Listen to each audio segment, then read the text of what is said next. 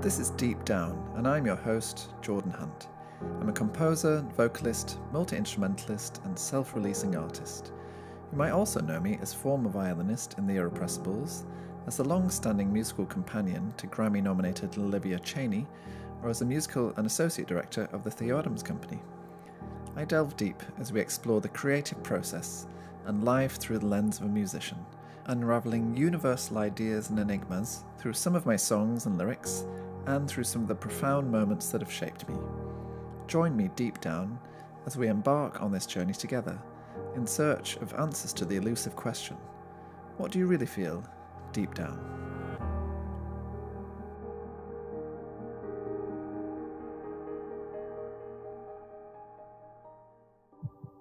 In this episode, we're diving deep down to ask a universal question. What was I made for? Have you laid awake at night questioning whether you're fulfilling your potential or answering your life's purpose? Is your vocation also your true calling?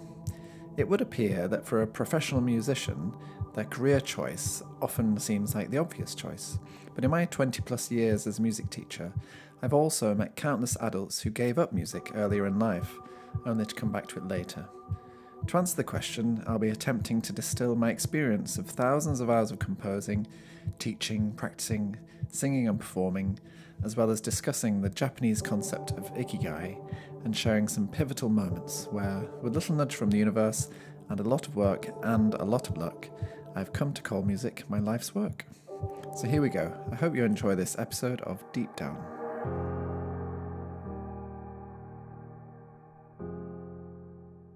Welcome, listeners. In this episode, we're delving into a fundamental question that's likely crossed everyone's mind at some point. What was I made for? Which was sparked by the incredible song by Billie Eilish and Phineas of the same title. It was written for the Barbie movie, and it seems to be on track to win all of the awards this season. And I remember being utterly captivated by it during the closing credits at the cinema, and I stayed till the end of the song to let it sink in and resonate. I was humming it all the way home, and I loved it so much, I decided to do a cover of it. And if you want to know how that turned out, you can hear it on my YouTube channel. And if you do listen, please be kind, because it was really an exercise in stretching my range, and it's very hard to sing high and quietly. Billie really has a very special voice. When I was learning it, I thought a lot about the actual question it posed, and I remembered hearing about the Japanese concept of Ikigai, which you may already be familiar with, which is this beautiful concept. It's the intersection between passion, mission, vocation, and profession, according to my notes. In other words, it's like the Venn diagram of what you're good at, what you love, what the world needs, and what you can be paid for. And covering Billie's song was a sort of meta experience, being able to express those lyrics in my own way, and appreciating what was so special about her performance and the literal act of singing it. Felt like I was experimenting or testing the question for myself. What was I made for? Is this what I'm made for? Singing. And to be honest, I think until fairly recently, I'm not sure that would have been my first thought. I think I've always had a good ear, just in a pure animal instinctive way. And I say that because apparently dogs can also have perfect pitch. I don't actually have perfect pitch, I just have pretty good relative pitch. But my point is that for some reason I always found music as a language quite natural, like learning to talk is usually natural for most people. In fact, one of my earliest memories of my musical education, besides the close call where I almost ended up learning to play the trombone, nothing against trombone, maybe more on that another time, was in a violin lesson aged around 10.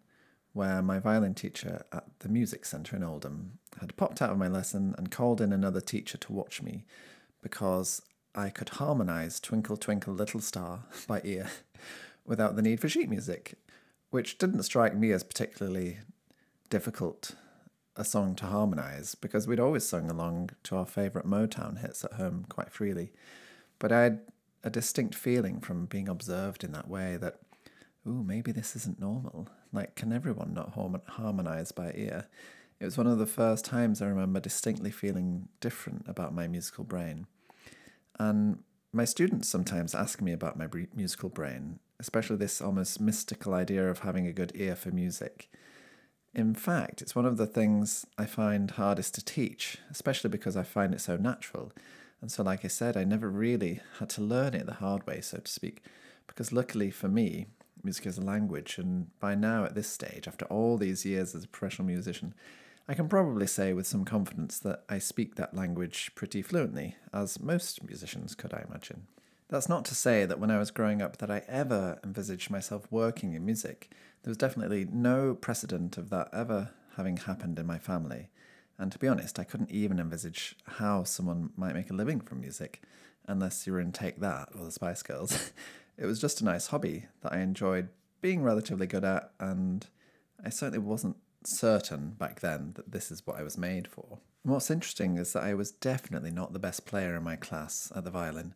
There were always better musicians at my school and music centre, so objectively my good ear seemed to be a trifling detail, as I couldn't particularly use that to pass my grade violin exam for me.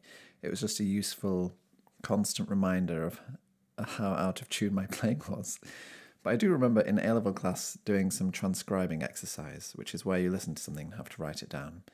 And that really is quite tricky, even for most trained musicians, I think.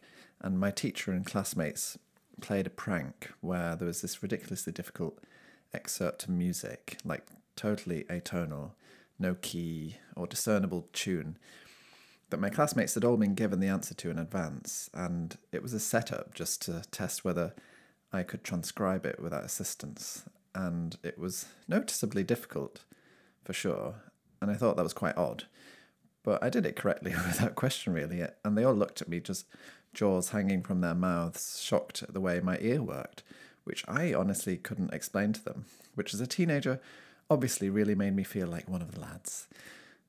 So by this point in my adolescence, I'm feeling like a freak of nature with this weird and apparently useless gift, tantamount to a party trick, and it probably sounds like a massive humble brag, but at the time I didn't see how this strange element of my hearing might ever be useful. It was a bit like being really good at organising socks.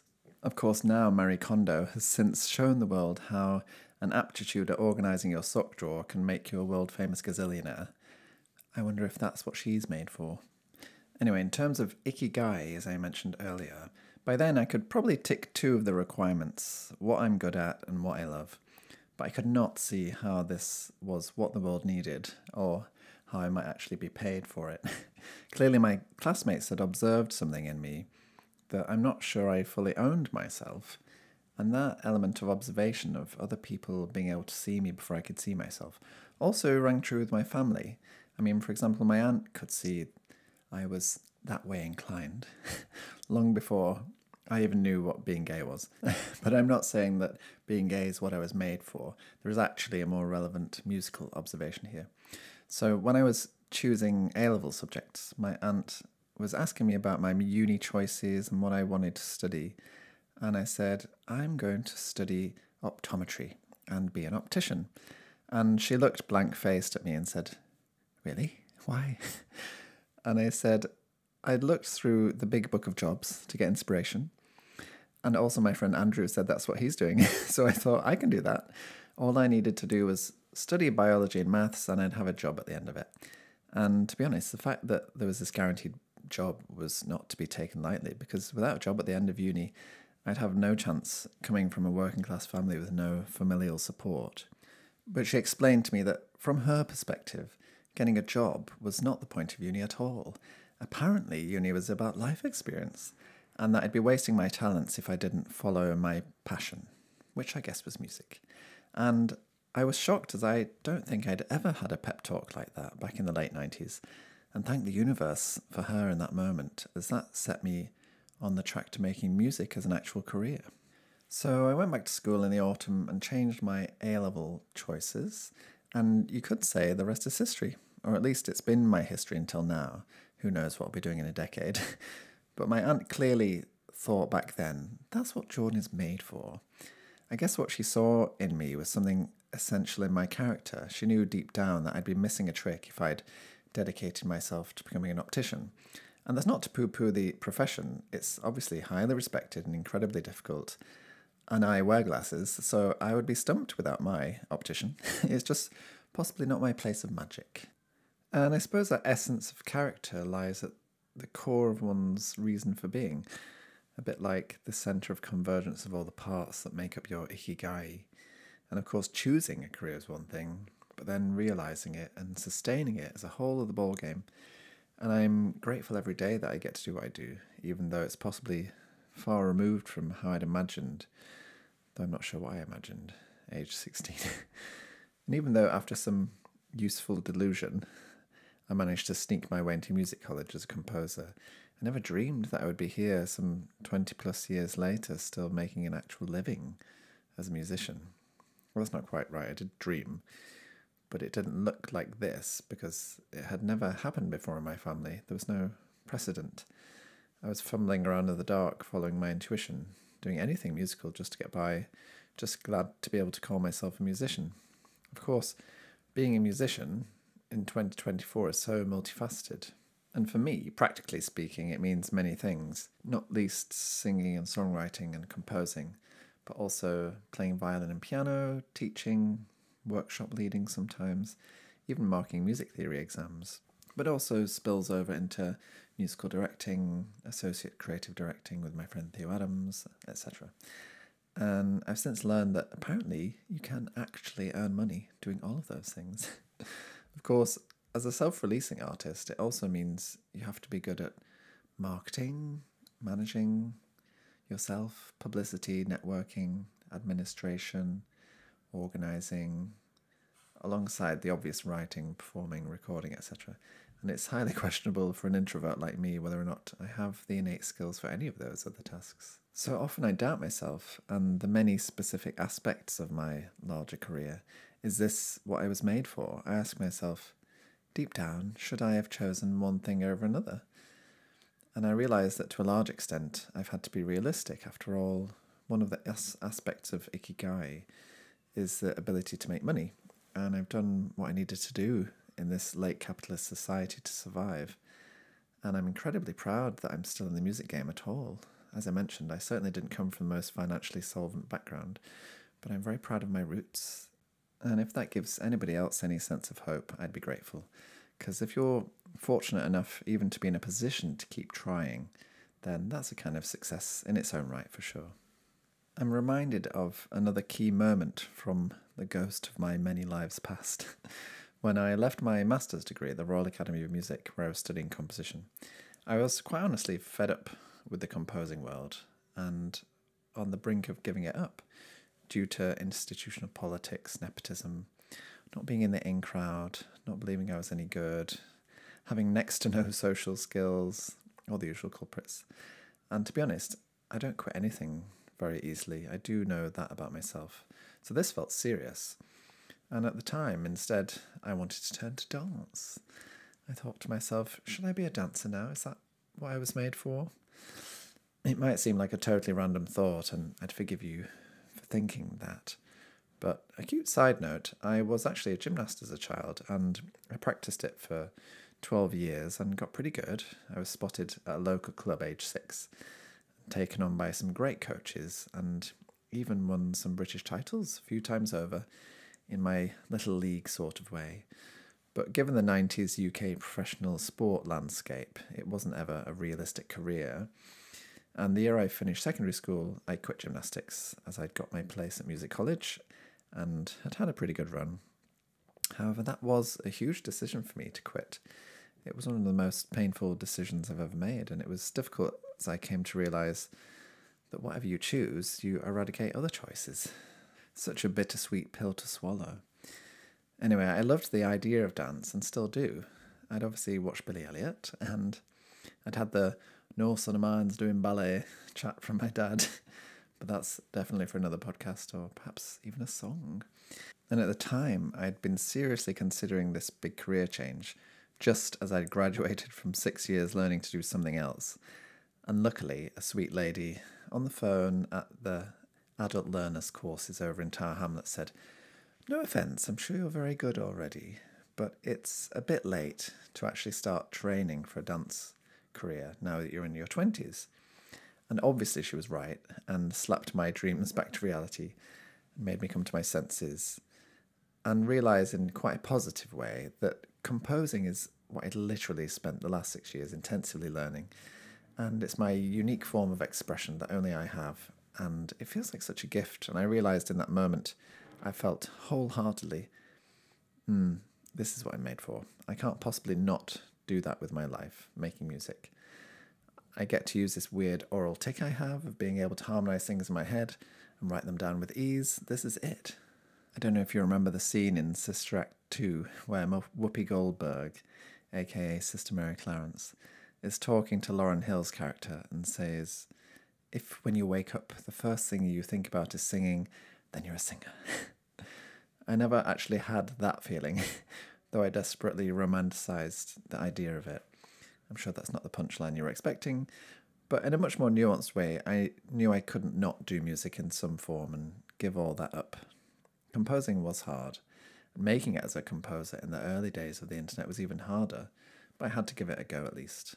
I'm not sure at that point if I was ticking all of those points of Ikigai, because although I'd realised this is what I love, and I consider myself to be good at it, I'm not sure if I could make any money, and I definitely wasn't sure if that's what the world needed from me, as my skills were specific, shall we say. But ever practical, I knew I could possibly make a quick buck playing violin, which I could also do semi-competently. So I joined a band, and it was life-changing, and my music education, which till then had been primarily classical, started afresh. The band was called The Irrepressibles, who are still going strong today. I have to say, it felt like I was home. I got to play violin, dance around in fab costumes. I got to make the costumes. I literally learned how to live from watching my dear bandmates. And most importantly, I witnessed a true synthesis of music and lyrics, something I hadn't given much thought to before. But was that what I was made for, being in a band? Almost. Alas, something wasn't right for me in the end. And touring like that certainly wasn't sustainable for my sensitive disposition. I had so much fun playing, singing backing vocals, and even helping Jamie arrange the songs for the 10-piece art pop orchestra. I got so close to figuring out my thing, but I realised that that was never my thing, it was Jamie's, and I had to move on. And after that, I wasn't sure where that would be. When I get into the nitty-gritty, and I look at any one aspect of my musical umbrella of sub-careers, perhaps the reason I've had such a colourful time so far is because any one area is extremely hard. I look at experts that I respect, and it puts me off. For example, my incredible singer friends put me off singing because I wasn't as good as them, in my view. It took me so long to find my voice, but something niggling kept me going all this time.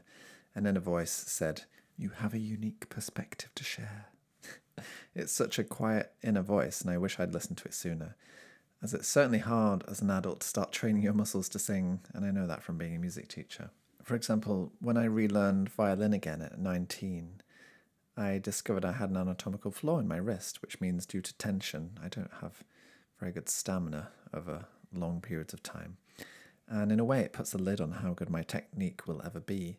And it's been a hard truth to face over the years, but instead I've finally found the confidence to make my own music in my own way, the most me way I can.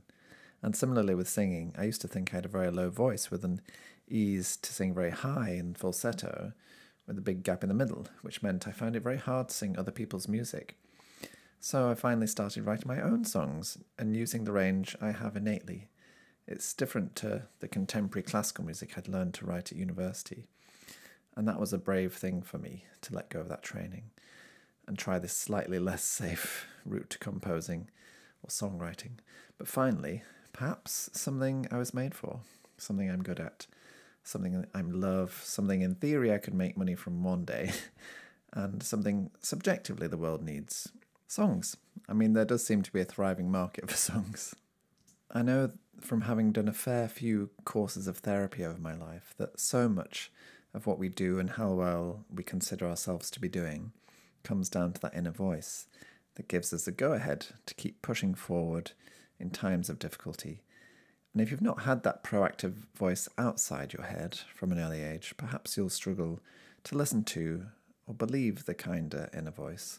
And so much of what we consider success to be is out of our control anyway. For example, the look of timeliness. Only now, in this decade, can I make and record and distribute my own songs thanks to the internet and make a podcast. I wouldn't have known where to start when I was 18. And I'm so lucky to have an amazing support network of friends and family that I've now known for over a decade. You know, some of these friends, such old friends, they're not old, you know what I mean? They're as old as me. And I mentioned already the bittersweet and rather poignant truth that by making a choice, you automatically eradicate the possibility of other choices. For example, when I quit gymnastics, it was the first major life decision I had to make. I had to quit in order to embrace music as part of my new future. And one of the things I'm most proud of after all these years is learning to make an arbitrary decision, because you'll find out pretty quickly if you made the right choice or not. And if it's not right, you can change your choice. Flexibility is key. That much I learned from my cognitive behavioural therapy. And I would actually like to talk about that in another episode, but I feel like there's plenty to discuss that warrants its own space and time to do that. But after a very long train of thought today, perhaps time for a conclusion. What was I made for? I guess by casting the net wider under the career umbrella musician, I've found a space where I can do what I love, what I'm good at, what I can make money from, and subjectively at least what the world needs, judging from some of the incredibly kind feedback I've got in response to my music. And maybe I'm naturally inclined to find music easy, but it's my choices and actions, each individual choice and action at a time, that's created the life I'm living. And I'm proud of this series of choices and can forgive myself now for some of my less good choices. You know, deep down, only we can listen to ourselves to know what choice to make. Ultimately, for me, it's a musician's life. I know that the point of me right now is to create, refine, and share my experience through music and song, as it's one of the things that's given me such profound joy and sense of life. And perhaps after I've shared the backlog of songs and compositions I have in various states of completion with the world, I might take some time to explore another vocation. Of course, you can totally do more than one thing in life, and I'm very much looking forward to a time when I've cleared that backlog of music I need to release and explore wildly different avenues that I've not yet even contemplated. And hopefully I'll realise I was made for those other things too. For all my multifaceted career so far, I do feel like my working life and even childhood have been pretty monothematic. I've never really complained, as I feel lucky to have struck upon something so young that I'm both good at and enjoy, and I've been able to sustain a solid financial subsistence, at least, for most of my working life, without having to depend on the non-existent financial support of the world. This drive to survive has definitely been key in forging the choices I've made, until I knew of the existence of this beautiful concept of Ikigai. I think I used to think of it as becoming the most you version of you, and becoming is the key word here, because I'm a totally different person to who I was at 30, or 18, or 12.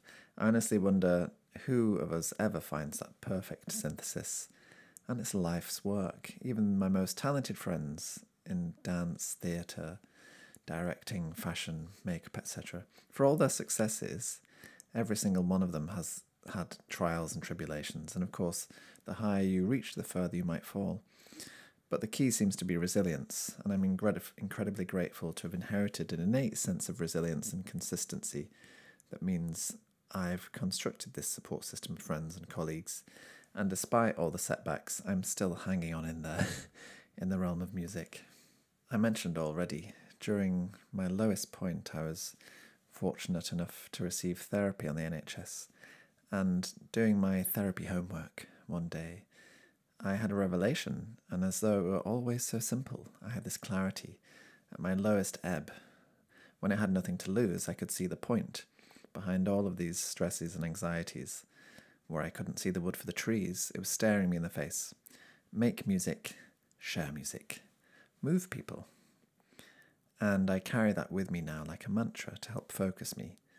And this podcast feels like part of that process, which is probably why I'm enjoying it so much. I hope you enjoyed today's episode too. Don't forget to subscribe, follow, and review this podcast. And if you like it, share it with your friends or on social media. You can find me on all social platforms by searching at Jordan Hunt Music, and you can listen to my music on all good streaming services. Deep Down uses bits of my music nabbed from my songs Ocean Floor and Peter. Check out the show notes on jordan-hunt.com for exclusive tidbits from this podcast. I'd really love to hear from you via DM or email via my website if any of these experiences resonated with you, and if you have questions, suggestions, or requests for future episodes. Thank you so much for listening.